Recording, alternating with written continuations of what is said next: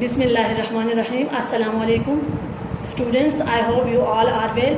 This video lecture is recorded by Sarhad Education System. Students, आज हम discuss करेंगे grade 9 biology में unit number 5 cell cycle. Cell cycle में आज हम डिस्कस करेंगे मियोसिस। स्टूडेंट्स, प्रीवियस लेक्चर में हम माइटोसिस डिस्कस कर चुके हैं। आज हम डिस्कस करेंगे मियोसिस। मियोसिस क्या है? A process of cell division during which one parent cell is divided into 4 daughter cell and the number of chromosome become remain half as compared to the parent cell। यानी कि एक cell जो है वो divide होता है 4 daughter cell के अंदर। डायग्राम में आपको दिखाया है मैंने। एक पेरेंट सेल है जो कि 4 डॉटर 1 2 3 4 4 डॉटर सेल में डिवाइड हुआ है, और नंबर ऑफ क्रोमोसोम जो पेरेंट सेल में है, यहाँ पे देख सकते हैं आप 4 क्रोमोसोम है पेरेंट सेल के अंदर, और डॉटर सेल में जो है वो 2 क्रोमोसोम, यानी जो पेरेंट सेल के मुकाबले में डॉटर सेल में नंबर ऑफ क्रोमोसोम्स हाफ रह जाते हैं। ठीक है, क्या है meiosis? The process of cell division during which one parent cell is divided into 4 daughter cells and the number of chromosome become half as compare to the daughter cells. यानी कि एक सेल 4 हिस्सों में डिवाइड होता है। ये step direct ऐसा नहीं होता कि एक सेल डायरेक्ट 4 हिस्सों में डिवाइड हो गया। ये मुख्तलिफ स्टेप्स से, मुख्तलिफ फेजेस से गुजर कर एक जो सेल है वो 4 हिस्सों में डिवाइड होता है। अच्छा, हम उसकी डिटेल में जा रहे हैं। मियोसिस के जो कंटेंट्स है, इसमें सबसे पहले हम इसको डिफ़ाइन करेंगे, फिर इसके बाद 1 बाय 1 इसको डिस्कस करेंगे। मियोसिस को हम 2 हिस्सों में डिवाइड कर रहे हैं। ठीक है, मियोसिस इज़ डिवाइडेड इनटू 2 सब डिविजन्स, मियोसिस 1 एंड मियोसिस 2, जिसको हम फर्स्ट को माइटोटिक डिवीजन कहते हैं और सेकेंड को मियोटिक डिवीजन भी कह सकते हैं, या मियोसिस 1 मियोसिस 2। मियोसिस 1 को हम मज़ीद सब फेजेस में डिवाइड करते हैं, प्रोफेज़ 1, मेटाफेज़ 1, एनाफेज़ 1 और टेलोफेज़ 1। इसी तरह मियोसिस 2 को भी हम 4 फेजेस में डिवाइड करते हैं, प्रोफेज़ 2, मेटाफेज़ 2, एनाफेज़ 2 एंड टेलोफेज़ 2। अच्छा, मियोसिस 1 को हम 4 हिस्सों में डिवाइड करते हैं। प्रोफेज़ 1 में इनको 1 बाय 1 हम नोट्स भी आपको मिल जाएंगे, लेकिन आप भी पहले प्रोफेज़ 1 के मेन कैरेक्टरिस्टिक्स लिखेंगे, फिर इसके बाद उसकी लेवल डायग्राम, फिर इनके 1 बाय 1 मेन कैरेक्टरिस्टिक्स और लेवल डायग्राम। प्रोफेज़ 1 में कौन कौन सी तब्दीलियाँ आती है, कौन कौन सी चेंजेस आती है सेल डिवीज़न के दौरान। प्रोफेज़ 1 को हम लॉन्गेस्ट फेज़, जिस तरीके से मियोसिस में हमने माइटोसिस में कहा था longest phase of the mitosis, इसी तरीके से longest phase of meiosis is known as prophase 1। Prophase 1 में बेसिक चेंजेस आते हैं स्ट्रक्चरली। प्रोफेज़ 1 में क्या होता है, क्रोमोसोम्स जो होते हैं वो टेट्राड्स में कन्वर्ट होते हैं, और इसके साथ जो है न्यूक्लियर मेम्ब्रेन डिसअपीयर होना शुरू हो जाता है, सेंट्रियोल जो है वो पोल में आके अरेंज हो जाते हैं, स्पिंडल फाइबर्स अपीयर होना शुरू हो जाते हैं। इसके अलावा जो बहुत ज़्यादा इम्पॉर्टेंट इवेंट्स जो है मियोसिस के, वो सारे के सारे प्रोफेज़ 1 में जो है वो अपीयर्स होते हैं। मिसाल के तौर पर सबसे इम्पॉर्टेंट जो चीज़ है जो कि प्रोफेज़ 1 में होता है, वो होता है क्रॉसिंग ओवर। क्रॉसिंग ओवर जो है वो प्रोसेस है जिसमें जेनेटिक मटेरियल एक्सचेंज होते हैं। जेनेटिक मटेरियल एक्सचेंज होने का मतलब क्या है? मिसाल के तौर पर किसी कपल के यहाँ 2 बच्चे पैदा होते हैं, आइडेंटिकल ट्विंस भी, स्पेशली अगर आइडेंटिकल ट्विंस भी होते हैं, वो स्ट्रक्चरली डिफरेंस होते हैं, उनके शक्ल शुबाहात एक दूसरे से डिफरेंट होते हैं, माँ बाप से डिफरेंट होते हैं, या बिल्कुल उसकी कॉपी भी होते हैं। वो सारे के सारे कैरेक्टरिस्टिक्स जो होते हैं ह्यूमन के अंदर जो ट्रांसमिट होते हैं पेरेंट्स से उनके ऑफस्प्रिंग के अंदर, वो सारे के सारे क्रॉसिंग ओवर की वजह से होते हैं। क्रॉसिंग ओवर वो प्रोसेस है जिसमें जेनेटिक मटेरियल जो होते हैं वो एक्सचेंज हो जाते हैं। ठीक है, यानी मदर और फादर के जो कैरेक्टर्स होते हैं वो एक्सचेंज होके एक मिक्सचर बनाते हैं, और वो मिक्सचर हमें ऑफस्प्रिंग में दिखते हैं। इस प्रोसेस को हम कहते हैं क्रॉसिंग ओवर। क्रॉसिंग ओवर जो प्रोसेस है वो होता है प्रोफेज़ 1 के अंदर। अब यहाँ पे देख सकते हैं आप, इस तरीके से हमारे पास 2 क्रोमोसोम्स है। जैसे सपोज़ यहाँ पे मैं आपको एक यहाँ से निकाल के दिखा रही हूँ। एक क्रोमोसोम हमारे पास मिसाल के तौर पर यही है, दूसरा क्रोमोसोम हमारे पास यही है। अच्छा, अब यहाँ पे आप देख सकते हैं ये 2 क्रोमोसोम एक दूसरे को एक पॉइंट में क्रॉस कर रहे हैं। एक क्रोमोसोम सेट ये है दूसरा क्रोमोसोम सेट ये है, और इस पॉइंट पे ये दोनों एक दूसरे को क्या कर रहे हैं, क्रॉस कर रहे हैं। एक पॉइंट है जिसमें दो क्रोमोसोम एक दूसरे को क्रॉस कर रहे हैं। लेकिन स्टूडेंट्स ये बात भी याद रखें, क्रोमोसोम जब एक दूसरे को क्रॉस करते हैं तो वो वापस खुल भी जाते हैं, ठीक है। जब रीओपन होते हैं तो रीओपन होते वक्त ऐसा होता है, मिसाल के तौर पर एक क्रोमोसोम हमारे पास है, हम इसको नाम देते हैं क्रोमोसोम ए, ये हमारे पास है क्रोमोसोम बी। जब जो दो क्रोमोसोम एक दूसरे को क्रॉस करते हैं, क्रॉस करने के बाद जब दोबारा ये रीओपन होते हैं तो ए का जो हिस्सा बी के साथ यहाँ पे अटैच है वो बी के पास आ जाता है, और बी का हिस्सा जो है वो ए के पास जाता है। यानी ए से कैरेक्टर्स बी में आए, बी से कैरेक्टर ए में आए। मिसाल के तौर पर अगर मदर से क्रोमोसोम ए आया है, फादर से क्रोमोसोम बी आया है, तो इसी पॉइंट पर क्या हो जाते हैं, ये दोनों मिक्सचर हो जाते हैं, मिक्स हो जाते हैं और एक मिक्सचर कैरेक्टर बन जाता है, जिसकी वजह से जो ऑफ स्प्रिंग है इनमें वेरिएशंस आते हैं, ठीक है, इनमें तायुरात आते हैं। इसी वजह से यहाँ तक के आइडेंटिकल ट्विंस भी एक दूसरे से डिफरेंट होते हैं। फर्स्ट फेज़ हमारे पास क्या हो गया, प्रोफेज़ 1।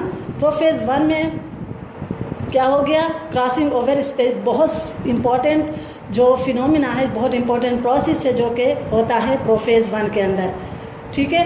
प्रोफेज़ 1 के बाद नेक्स्ट फेज़, अब यहाँ पे पहले क्रोमोसोम बाइवेलेंट फॉर्म में आए, अरेंज हो गए, आइडेंटिकल हो गए, थिक हो गए, फिर इसके बाद क्रॉसिंग ओवर हुई। क्रॉसिंग ओवर होने के बाद कैरेक्टर्स जो है वो एक्सचेंज हुए, एक्सचेंज होने के बाद दोबारा रीओपन क्रोमोसोम्स हो जाते हैं, ठीक है। इसके बाद स्टार्ट हो जाता है नेक्स्ट फेज़। नेक्स्ट फेज़ हमारे पास है मेटाफेज़।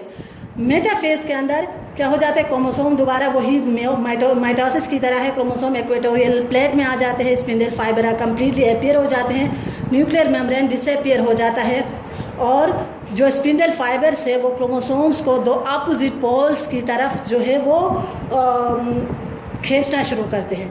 इसके बाद स्टार्ट होता है थर्ड फेज़। थर्ड फेज़ यानी एनाफेज़ 1। एनाफेज़ 1 में बिल्कुल मियोसिस की तरह है, ये हाफ क्रोमोसोम्स अपवर्ड मूव कर रहे हैं, हाफ क्रोमोसोम डाउनवर्ड मूव कर रहे हैं। इसके नतीजे में क्या हो जाता है, नेक्स्ट फेज़ स्टार्ट हो जाता है जिसको हम कहते हैं। अच्छा स्टूडेंट्स, एक और चीज़ क्वेश्चन में पूछा जा सकता है, जिस तरीके से यहाँ पे मैंने कहा क्रॉसिंग ओवर होता है प्रोफेज़ स्टेज, प्रोफेज़ 1 के अंदर, इसी तरीके से मियोसिस को हम रिडक्शन डिवीज़न भी कहते हैं। स्टूडेंट्स याद रखें, मियोसिस को हम रिडक्शन डिवीज़न भी कहते हैं। रिडक्शन का मतलब रिड्यूस होना, रिड्यूस होने का मतलब क्या होता है, कम होना। रिडक्शन डिवीज़न क्यों कहते हैं, क्योंकि यहाँ पे रिड्यूस होते हैं, क्रोमोसोम 4 से 2 रह जाते हैं, तो वो रिडक्शन का जो प्रोसेस स्टार्ट होता है वो एनाफेज़। एनाफेज़ स्टेज में क्रोमोसोम की रिडक्शन प्रोसेस स्टार्ट हो जाता है, इसी वजह से हम इसको कहते हैं मियोसिस को रिडक्शन डिवीज़न। अच्छा स्टूडेंट्स, इसके बाद फोर्थ फेज़ स्टार्ट हो जाता है जिसको हम कहते हैं टीलोफेज़।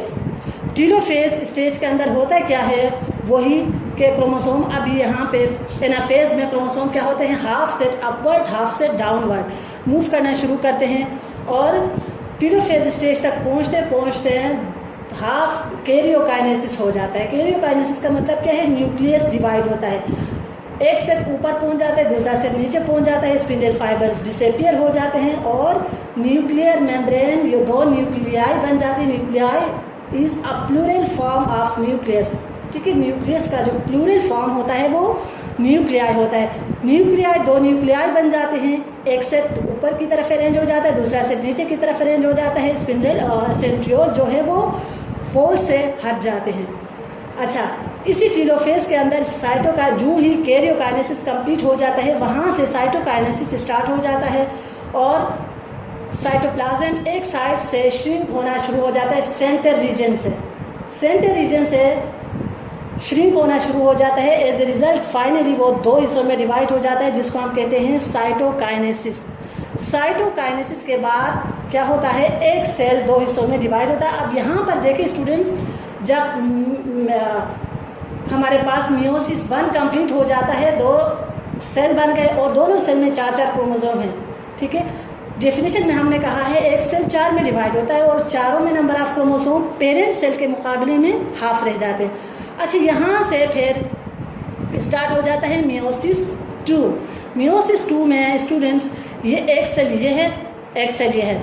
मियोसिस 2 के बाद ये जो एक सेल है ऊपर वाला, ये मज़ीद 2 हिस्सों में डिवाइड होता है, नीचे वाला ये जो सेल है ये मज़ीद 2 हिस्सों में डिवाइड होता है। एज ए रिज़ल्ट 2 से 4 सेल बन जाते हैं, जिसको मैंने डायग्राम के ज़रिए यहाँ पे शो की है। अच्छा, यहाँ पे देखें meiosis 2 second mitotic division. First को माइटोटिक डिवीज़न कहते हैं क्योंकि बिल्कुल माइटोसिस की तरह है। सेकंड को हम मियोटिक डिवीज़न कहते हैं। मियोसिस 2 में देखें प्रोफेज 2 में बिल्कुल एक सेल ये है, एक सेल ये है, ये दोनों सेल मज़ीद प्रोसेस में जाते हैं। प्रोसेस में जाके यहाँ पे देखें दोबारा वही क्रोमोसोम्स न्यूक्लियस के अंदर आके अरेंज हो गए, स्पिंडल फाइबर अपीयर हो गए, न्यूक्लियर मेम्ब्रेन डिसअपीयर हो गया।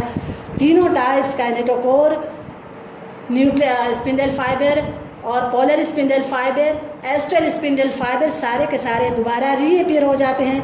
मेटाफेज में क्रोमोसोम वापस इक्वेटोरियल प्लेट में आ जाते हैं। और एनाफेज में, ये एनाफेज जो है बिल्कुल डिफरेंट है मियोसिस 1 से। अब मियोसिस 1 में 4 क्रोमोसोम ऊपर गए थे, 4 नीचे आए थे। यहाँ पर जो है देखिए रिडक्शन डिवीज़न एनाफेज 2 में बिल्कुल कम्प्लीटली आपको दिख रहा है कि रिडक्शन डिवीज़न स्टार्ट हो चुका है। रिडक्शन डिवीज़न में देखिए 2 क्रोमोसोम ऊपर जा रहे हैं, यानी 2 सेट ऊपर जा रहे हैं, 2 सेट नीचे आ रहे हैं। 2 क्रोमोसोम ऊपर की तरफ मूव कर रहे हैं, 2 क्रोमोसोम नीचे की तरफ मूव कर रहे हैं। और बीच में जो हमारे पास स्पिंडल फाइबर्स थे वो उनकी ब्रेक डाउन हो गई, ठीक है, वो ब्रेक डाउन उनकी हो गई। हाफ क्रोमोसोम ऊपर की तरफ जा रहे हैं, हाफ नीचे आ रहे हैं। यहाँ से रिडक्शन डिवीज़न का प्रोसेस स्टार्ट होता है। एमसीक्यूज में पूछा जा सकता है कि reduction division takes place in the following phase, anaphase, prophase, metaphase, आपको ऑप्शन दिया जा सकता है। तो एनाफेज 2 में रिडक्शन डिवीज़न का प्रोसेस स्टार्ट हो जाता है, ठीक है। अच्छा, हाफ क्रोमोसोम ऊपर जा रहे हैं, हाफ नीचे आ रहे हैं। टीलोफेज के बाद फिर सेकेंड फेज में जाता है, सेकेंड फेज स्टार्ट हो जाता है। सेकेंड फेज हमारे पास है टीलोफेज 2। टीलोफेज 2 में 2 न्यूक्लियाई बन रहे, ठीक है। और 2 न्यूक्लियाई में नंबर ऑफ क्रोमोसोम क्या है, हाफ है, 2। एक सेल हमारे पास ये सेल है, 2 सेल। यहाँ पे जो फर्स्ट मियोटिक डिवीजन में, फर्स्ट मियोसिस 1 में 2 सेल बन गए थे। और ये दोनों सेल क्या होते हैं, एक सेल 2 सेल में डिवाइड होता है, दूसरा सेल भी 2 सेल में डिवाइड होता है। एज ए रिजल्ट फाइनली क्या होते हैं, 4 सेल बन जाते हैं। देखिए एक सेल ये है जो कि 2, मिसाल के तौर पर ये 2 सेल में ये डिवाइड होता है, एक ये है 2 सेल में ये डिवाइड होता है। As a result finally 4 daughter cells बन जाते हैं, 1 2 3 4, 4 डॉटर सेल बन जाते हैं। और ये 4 डॉटर सेल, इसमें देखें और से कि इनमें नंबर ऑफ क्रोमोसोम्स जो है पेरेंट सेल के मुकाबले में हाफ है। पेरेंट सेल में हमने यहाँ पे देखे, पेरेंट सेल में हमने 4 क्रोमोसोम रखा था और डॉटर सेल में आके हमारे पास रह गए सिर्फ और सिर्फ 2 क्रोमोसोम सेट के अंदर, ठीक है। दोबारा इसको टॉपिक को समराइज करते हैं। मियोसिस क्या है, a process of cell division during which one parent cell is divided into 4 daughter cell and the number of chromosome become half। और फिर इसके बाद हमने मियोसिस को 2 हिस्सों में डिवाइड किया था, फर्स्ट मियोसिस या सेकंड मियोसिस, जिसको हम फर्स्ट को माइटोटिक डिवीजन कहते हैं, सेकंड को मियोटिक डिवीजन कहते हैं। फर्स्ट मियोसिस 1 को हमने मज़ीद 4 स्टेप्स में डिवाइड किया था, 4 फेजेस में, प्रोफेज 1, मेटाफेज 1, एनाफेज 1, टीलोफेज 1, जो कि यहाँ आके कंप्लीट हो जाता है, 2 सेल्स बन जाते हैं और दोनों में 4 क्रोमोसोम से। फिर इसके बाद मियोसिस 2 जब स्टार्ट हो जाता है, ये दोनों सेल्स मज़ीद आगे प्रोसेस में जाते हैं। 2 सेल में ये सेल डिवाइड होता है, 2 सेल में ये सेल डिवाइड होता है। एज ए रिजल्ट हमारे पास 4 सेल्स आ जाते हैं, डॉटर सेल्स, और इनमें number of chromosome parent cell के मुकाबले में हाफ रह जाते हैं। स्टूडेंट्स, इस चैप्टर के जो नोट्स है वो हार्ड फॉर्म में स्कूल से आपको मिल जाएंगे। फिर भी अगर आप इस टॉपिक के अंदर या चैप्टर के अंदर आपको कोई मसला हो जाता है तो आप कंसर्न व्हाट्सएप नंबर पे कंसर्न टीचर के साथ इसको सॉल्व करवा सकते हैं। ओके स्टूडेंट्स, अल्लाह हाफिज़।